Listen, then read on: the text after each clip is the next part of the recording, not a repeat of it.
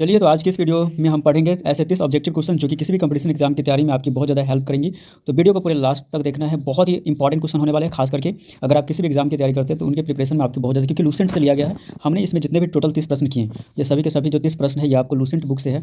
तो चलिए पहले प्रश्न को हम लोग पढ़ेंगे और देखेंगे क्या कहता है। भारत की कौन सी झील नमक उत्पादन के लिए सबसे प्रसिद्ध है?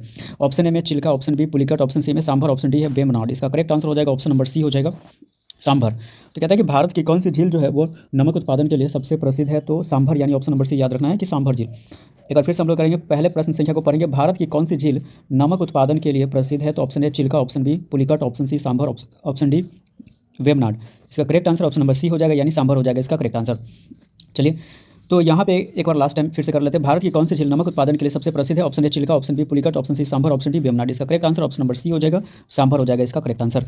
प्रश्न संख्या अगर हम 2 की बात करें तो प्रश्न संख्या 2 में पूछा है कि चिल्का झील में मिलने वाली प्रसिद्ध डॉल्फिन कौन सी है? तो जो चिल्का झील है उसमें मिलने वाली जो प्रसिद्ध डॉल्फिन जो है वो कौन सी है? Option A Ganga dolphin, option B है इरावदी डॉल्फिन, ऑप्शन सी है इंडस डॉल्फिन, ऑप्शन डी है बोतल नोज। इसका correct answer option number B हो जाएगा, यानी इरावदी डॉल्फिन हो जाएगा इसका करेक्ट आंसर हो जाएगा। यानी चिल्का झील में मिलने वाली प्रसिद्ध डॉल्फिन कौन सी है? तो इरावदी डॉल्फिन है, Irrawaddy dolphin option number B हो जाएगा इसका करेक्ट। चलिए प्रश्न संख्या 2 को एक बार फिर से पढ़ेंगे। चिल्का झील में मिलने वाली प्रसिद्ध डॉल्फिन कौन सी है? तो option A Ganga dolphin, option B Irrawaddy dolphin, option C Indus dolphin, option D bottlenose. इसका correct answer option number B हो जाएगा, इरावदी डॉल्फिन हो जाएगा इसका करेक्ट आंसर। प्रश्न संख्या अगर हम 3 की बात करें तो प्रश्न संख्या 3 भी बहुत ज़्यादा इंपॉर्टेंट है। अगर आप ध्यान से देखेंगे, पूछा है कि भारत की सबसे अधिक गहराई वाली हिमानी झील कौन सी है? तो भारत की सबसे अधिक गहराई वाली हिमानी झील कौन सी? ऑप्शन ए तसो मोरिरी, ऑप्शन बी में है पेंगोंग तसो, ऑप्शन सी में है गुरुदोंग मार, ऑप्शन डी में है मानसरोवर। तो इसका correct answer option number B हो जाएगा, पेंगोंग तसो हो जाएगा। यानी भारत की सबसे अधिक गहराई वाली जो हिमानी झील है वो कौन सी है? तो पेंगोंग तसो है, यानी ऑप्शन नंबर बी आपको याद रखना पड़ेगा।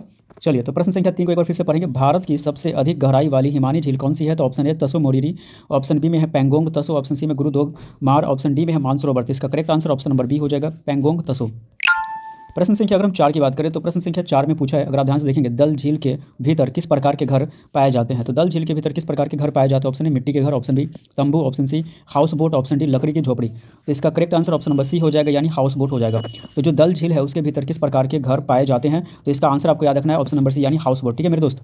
चलिए, तो प्रश्न संख्या 4 को फिर से पढ़ेंगे। दल झील के भीतर किस प्रकार के घर पाए जाते हैं? तो दोस्तों ऑप्शन नंबर ए में है मिट्टी के घर, ऑप्शन नंबर बी है तंबू, ऑप्शन सी है हाउस बोट, ऑप्शन डी में है लकड़ी की झोपड़ी। तो दोस्तों इसका correct answer option number C हो जाएगा, हाउस बोट हो जाएगा इसका करेक्ट आंसर। चलिए, प्रश्न संख्या अगर हम 5 की बात करें दोस्तों तो प्रश्न संख्या 5 में पूछा है कि लोकटक झील किस राज्य की जीवन रेखा कही जाती है? Option A Assam, option B Manipur, option C Tripura, option D Nagaland. तो इसका करेक्ट आंसर हो जाएगा दोस्तों ऑप्शन नंबर बी हो जाएगा, मणिपुर हो जाएगा। तो कहते हैं कि लोकटक झील किस राज्य की जीवन रेखा कही जाती है? तो मणिपुर की कही जाती है, ऑप्शन नंबर बी याद रखना आपको, ऑप्शन नंबर बी करेक्ट हो जाएगा। तो प्रश्न संख्या 5 को फिर से पढ़ेंगे। लोकटक झील किस राज्य की जीवन रेखा कही जाती है? तो ऑप्शन ए असम है, ऑप्शन बी में Manipur, option C Tripura, option D Nagaland. तो इसका correct answer option number B हो जाएगा, मणिपुर हो जाएगा, याद रखना है मणिपुर।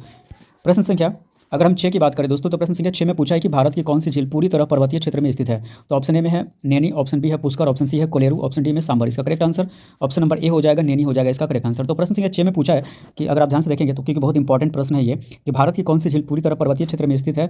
तो ऑप्शन नंबर ए हो जाएगा, नैनी हो जाएगा। चलिए एक बार फिर से हम लोग क्या करेंगे, इसको पढ़ेंगे। तो कहता है कि भारत की कौन सी झील पूरी तरह पर्वतीय क्षेत्र में स्थित है? Option A Naini, option B में है Pushkar, option C Kolleru, option D Sambhar. तो इसका correct answer option number A हो जाएगा, यानी नैनी हो जाएगा।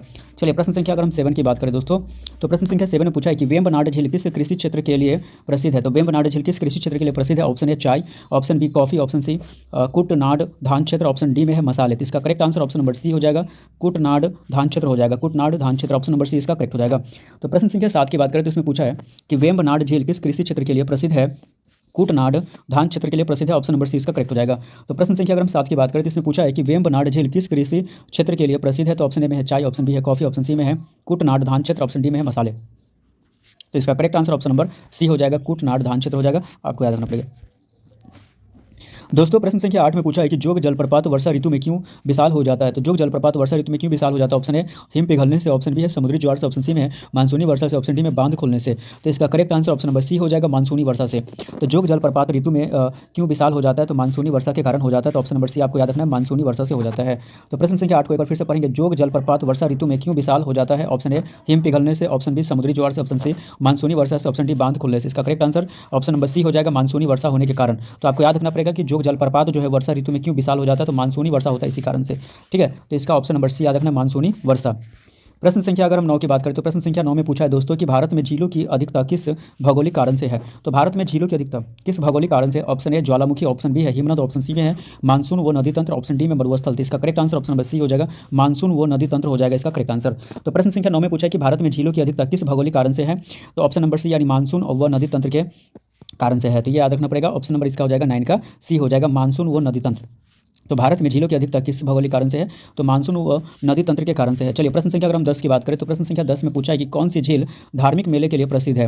कौन सी झील धार्मिक मेले के लिए प्रसिद्ध है, option A Naini, option B Loktak, option C Pushkar, option D Vembanad. इसका correct answer option number C हो जाएगा, पुष्कर हो जाएगा इसका करेक्ट आंसर। कहते हैं कौन सी झील धार्मिक मेले के लिए प्रसिद्ध है, तो पुष्कर, ऑप्शन नंबर सी इसका करेक्ट हो जाएगा। चलिए फिर से प्रश्न संख्या 10 को पढ़ेंगे, कौन सी झील धार्मिक मेले के लिए प्रसिद्ध है, तो option A Naini, option B Loktak, option C Pushkar, option D Vembanad. तो इसका correct answer option number C हो जाएगा, पुष्कर हो जाएगा इसका करेक्ट आंसर।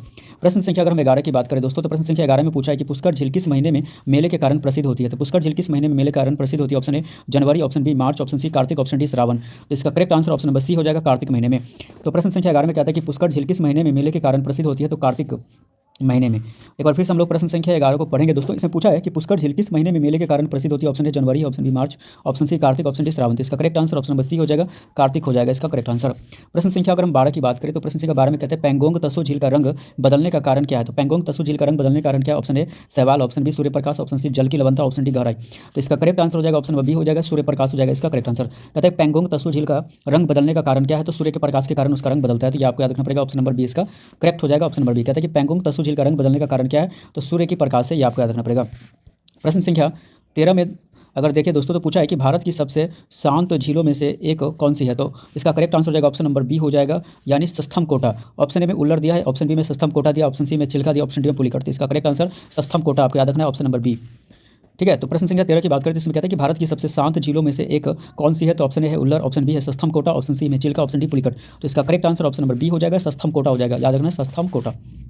प्रश्न संख्या अगर हम 14 की बात करें तो प्रश्न संख्या 14 में पूछा है कि उल्लर झील किस मौसम में सबसे अधिक फैल जाती है। तो उल्लर झील किस मौसम में सबसे अधिक फैल जाती है, ऑप्शन ए ग्रीष्म, ऑप्शन बी शीत, ऑप्शन सी वर्षा, ऑप्शन डी पतझड़। तो इसका correct answer option number C हो जाएगा, वर्षा हो जाएगा इसका करेक्ट आंसर। उल्लर झील किस मौसम में सबसे अधिक फैल जाती है, तो वर्षा में फैल जाती है, यानी वर्षा के जो मौसम है उसमें सबसे अधिक फैल जाती है। तो प्रश्न संख्या अगर हम 14 की बात करें तो इसमें पूछा है कि उल्लर झील किस मौसम में सबसे अधिक फैल जाती है। तो ऑप्शन ए ग्रीष्म, ऑप्शन बी शीत है, ऑप्शन सी वर्षा, ऑप्शन डी पतझड़। तो इसका correct answer option number C हो जाएगा, वर्षा में, याद रखना पड़ेगा उल्लर झील। प्रश्न संख्या 15 की बात करें दोस्तों तो इसमें पूछा है कि भारत की कौन सी झील अंतर्राष्ट्रीय पक्षी मार्ग पर स्थित है। तो प्रश्न संख्या 15 में पूछा है कि भारत की कौन सी झील अंतर्राष्ट्रीय पक्षी मार्ग पर स्थित है। Option A Chilka, option B Naini, option C Pushkar, option D Fateh Sagar. इसका correct answer option number A हो जाएगा, यानी चिल्का हो जाएगा इसका करेक्ट आंसर। तो प्रश्न संख्या 15 में कहा है कि अगर आप ध्यान से देखेंगे तो कहते हैं कि भारत की कौन सी झील अंतर्राष्ट्रीय पक्षी मार्ग पर स्थित है। Option A Chilka, option B Naini, option C Pushkar, option D Fateh Sagar. इसका correct answer option number A हो जाएगा, चिल्का हो जाएगा इसका करेक्ट आंसर। तो भारत की कौन सी झील अंतर्राष्ट्रीय पक्षी मार्ग पर स्थित है, तो चिल्का हो जाएगा, ऑप्शन नंबर याद रखना करेक्ट हो जाएगा। प्रश्न संख्या अगर हम 16 की बात करें तो कहता है कि कोलेरू झील मुख्यतः किस जीविका से जुड़ी है। कोलेरू झील किस मुख्यतः किस जीविका से जुड़ी है। ऑप्शन ए पर्यटन, ऑप्शन बी मत्स्य पालन, ऑप्शन सी सिंचाई, ऑप्शन डी परिवहन। तो इसका correct answer option number B हो जाएगा, यानी मत्स्य पालन हो जाएगा इसका करेक्ट आंसर। तो प्रश्न संख्या 16 में दोस्तों पूछा है कि कोलेरू झील मुख्यतः किस जीविका से जुड़ी है। तो ऑप्शन ए है पर्यटन, ऑप्शन बी है मत्स्य पालन, ऑप्शन सी है सिंचाई, ऑप्शन डी है परिवहन। तो इसका correct answer option number B हो जाएगा, मत्स्य पालन हो जाएगा इसका करेक्ट आंसर, याद रखना पड़ेगा। प्रश्न संख्या अगर हम 17 की बात करें दोस्तों इसमें पूछा है कि कौन सी झील समुद्र और नदी दोनों से प्रभावित होती है। तो इसमें कौन सी झील है जो समुद्र और नदी दोनों से प्रभावित होती है। तो ऑप्शन ए में है वेम्बनाड, ऑप्शन बी है नैनी, ऑप्शन सी है लोकटक, ऑप्शन डी है गुरु दोंगमार। इसका करेक्ट आंसर हो जाएगा दोस्तों ऑप्शन नंबर ए हो जाएगा, वेम्बनाड हो जाएगा इसका करेक्ट आंसर। तो एक बार फिर से हम लोग इसको पढ़ेंगे।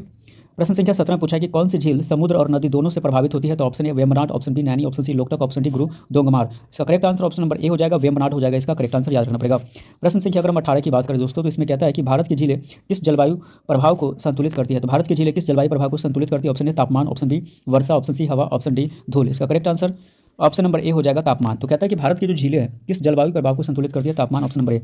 चलिए बात कर लेते हैं प्रश्न संख्या 19 की। तो प्रश्न संख्या 19 में पूछा है कि भारत में सबसे अधिक झीलें किस प्रकार की है। तो भारत में सबसे अधिक झीलें किस प्रकार की है। तो ऑप्शन ए है खारे पानी की, ऑप्शन बी है हिमानी, ऑप्शन सी नदी जनित, ऑप्शन डी है ज्वालामुखी है। तो इसका correct answer option number C हो जाएगा, नदी जनित हो जाएगा।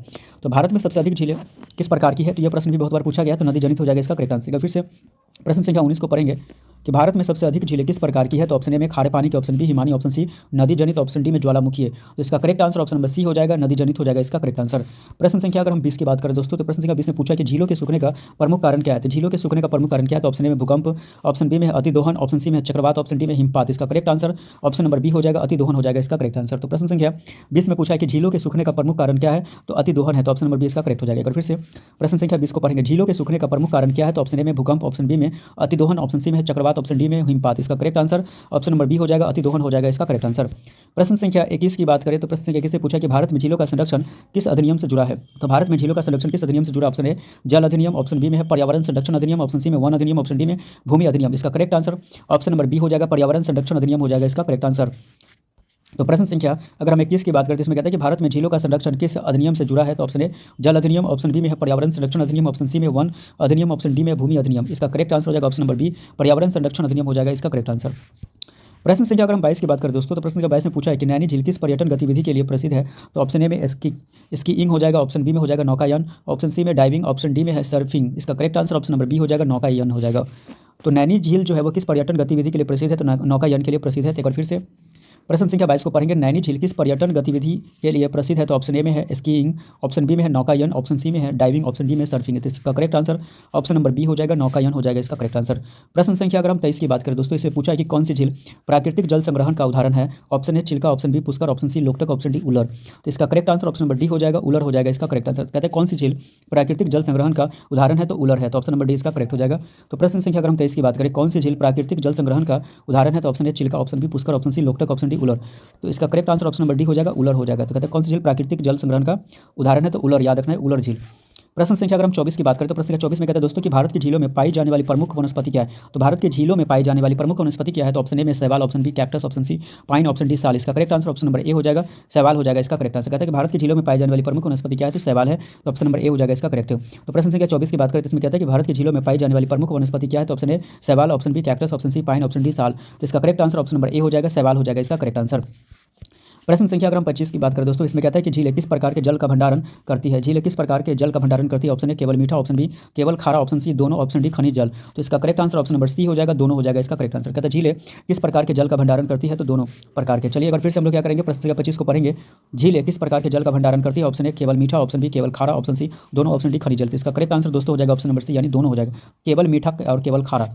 अगर हम बात कर लेते हैं प्रश्न संख्या 26 की दोस्तों, इसमें पूछा है, अगर आप ध्यान से देखेंगे कि भारत की झीलें किस क्षेत्र में सबसे कम है। भारत की झीलें किस क्षेत्र में सबसे कम है। Option A Himalaya, option B तटीय क्षेत्र, ऑप्शन सी मरुस्थलीय क्षेत्र, ऑप्शन डी पठारी क्षेत्र। इसका correct answer option number C हो जाएगा, मरुस्थलीय क्षेत्र हो जाएगा इसका करेक्ट आंसर। कहते हैं कि भारत की झीलें किस क्षेत्र में सबसे कम है, तो मरुस्थलीय क्षेत्र में। तो ऑप्शन नंबर सी इसका करेक्ट हो जाएगा। फिर से प्रश्न संख्या 26 को पढ़ेंगे कि भारत की झीलें किस क्षेत्र में सबसे कम है। तो option A Himalaya, option B तटीय क्षेत्र, ऑप्शन सी मरुस्थलीय क्षेत्र, ऑप्शन डी पठारी क्षेत्र। तो इसका correct answer option number C हो जाएगा, मरुस्थलीय क्षेत्र। प्रश्न संख्या अगर हम 27 की बात करें दोस्तों, तो प्रश्न संख्या 27 से पूछा है कि झीलों का सबसे बड़ा पर्यावरणीय खतरा क्या है। तो झीलों का सबसे बड़ा पर्यावरणीय खतरा क्या है। तो ऑप्शन ए पर्यटन, ऑप्शन बी अतिक्रमण, ऑप्शन सी में नौकायन, ऑप्शन डी में मछली पालन। तो इसका correct answer option number B हो जाएगा, अतिक्रमण हो जाएगा इसका करेक्ट आंसर। तो कहता है झीलों का सबसे बड़ा जो पर्यावरणीय खतरा है वो क्या हो सकता है, तो अतिक्रमण हो सकता है। ऑप्शन नंबर बी इसका करेक्ट हो जाएगा। तो कहता है कि झीलों का सबसे बड़ा पर्यावरणीय खतरा क्या है। ऑप्शन ए पर्यटन, ऑप्शन बी अतिक्रमण, ऑप्शन सी नौकायन, ऑप्शन डी मछली पालन। तो इसका correct answer option number B हो जाएगा, अतिक्रमण हो जाएगा। प्रश्न संख्या अगर हम 28 की बात करें दोस्तों, तो इसमें पूछा है कि किस झील को प्राकृतिक प्रयोगशाला कहा जाता है। किस झील को प्राकृतिक प्रयोगशाला कहा जाता है। Option A Chilka, option B Vembanad, option C Loktak, option D Naini. तो इसका correct answer option number A हो जाएगा, चिल्का हो जाएगा इसका करेक्ट आंसर। तो कहता है किस झील को प्राकृतिक प्रयोगशाला कहा जाता है। तो चिल्का झील को प्राकृतिक प्रयोगशाला कहा जाता है। तो प्रश्न संख्या 28 में कहता है किस झील को प्राकृतिक प्रयोगशाला कहा जाता है। तो option A Chilka, option B Vembanad, option C Loktak, option D Naini. तो इसका correct answer option number A हो जाएगा, चिल्का झील हो जाएगा इसका करेक्ट आंसर। प्रश्न संख्या अगर हम 29 की बात करें दोस्तों, तो इसमें पूछा है कि भारत में झीलों का अध्ययन किस विषय के अंतर्गत आता है। तो भारत में झीलों का अध्ययन किस विषय के अंतर्गत आता है। ऑप्शन ए भूगोल, ऑप्शन बी भू विज्ञान, ऑप्शन सी जल विज्ञान, ऑप्शन डी पारिस्थितिकी। इसका correct answer option number C हो जाएगा, जल विज्ञान हो जाएगा इसका करेक्ट आंसर। कहते हैं कि भारत में झीलों का अध्ययन किस विषय के अंतर्गत आता है। तो जल विज्ञान के अंतर्गत आता है। तो प्रश्न संख्या अगर हम 29 की बात करें दोस्तों, इसमें पूछा कि भारत में झीलों का अध्ययन किस विषय के अंतर्गत आता है। ऑप्शन ए भूगोल, ऑप्शन बी भू विज्ञान, ऑप्शन सी जल विज्ञान, ऑप्शन डी पारिस्थितिकी। इसका correct answer option number C हो जाएगा, जल विज्ञान हो जाएगा इसका करेक्ट आंसर। अगर अभी तक मेरे चैनल को आप लोगों ने सब्सक्राइब नहीं किया है तो जल्दी से जल्दी सब्सक्राइब करें और ज़्यादा से ज़्यादा चैनल को सपोर्ट कर रहे हैं और अपने दोस्तों के साथ जो भी कंपटीशन की तैयारी करते हैं उनके साथ वीडियो को जरूर शेयर करें, क्योंकि वीडियो बहुत ज़्यादा इंपॉर्टेंट है। और मेरे चैनल पे किसी भी कंपटीशन, किसी भी क्षेत्र में अगर आप किसी पोस्ट की तैयारी करते हैं तो उनमें आपको बहुत ज़्यादा हेल्प करेगी मेरी वीडियो, क्योंकि मेरे वीडियो में टोटल जीके जो लूसेंट से रिलेटेड और करंट अफेयर से रिलेटेड टोटल जनरल साइंस यानी साइंस से होता है वो सारे जो टॉपिक्स होते हैं वीडियो हम इस चैनल पर अपलोड करते हैं। तो अगर आप किसी कंपटीशन की तैयारी करते हैं तो आपके लिए ये मेरे चैनल से बहुत अच्छे आपको नोटिफिकेशन जाएंगे वीडियो के, बहुत ही अच्छे इंपॉर्टेंट इन्फॉर्मेशन जो कि क्वेश्चन पूछे जाते हैं। तो चैनल को जरूर सब्सक्राइब करें और लाइक कमेंट करें, शेयर करें, वीडियो को ज़्यादा से ज़्यादा सपोर्ट करें। चलिए इस वीडियो का सबसे लास्ट प्रश्न है, कहते हैं झीलों का दीर्घकालिक संरक्षण किससे संभव है। तो ऑप्शन ए कानून से, ऑप्शन बी तकनीक से, ऑप्शन सी जन भागीदारी से, ऑप्शन डी पर्यटन से। तो इसका correct answer option number C हो जाएगा, जन भागीदारी से। तो प्रश्न संख्या 30 में दोस्तों क्या पूछा है कि झीलों का दीर्घकालिक संरक्षण किससे संभव है। तो ऑप्शन ए कानून से, ऑप्शन बी तकनीक से, ऑप्शन सी जन भागीदारी से, ऑप्शन डी पर्यटन से। तो इसका correct answer option number C हो जाएगा। तो चलिए मिलते हैं नेक्स्ट वीडियो, तब तक के लिए बाय बाय।